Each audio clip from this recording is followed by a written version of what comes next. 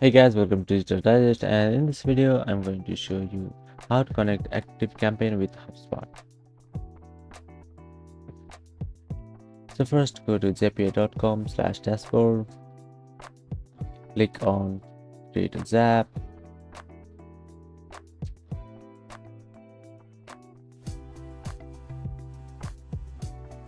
select your application. Here it will be ActiveCampaign. Now event will be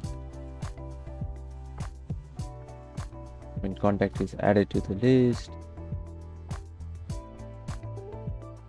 So sign into your ActiveCampaign account, just fill in the details and you will be connected with ActiveCampaign. I'm going to skip this meanwhile.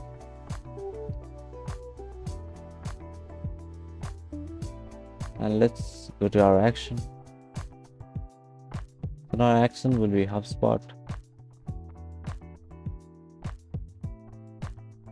And our event will be same as last, and connect with your HubSpot account. Choose your account,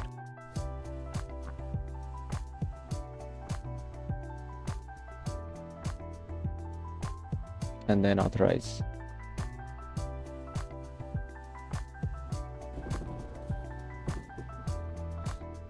Let's enter the data.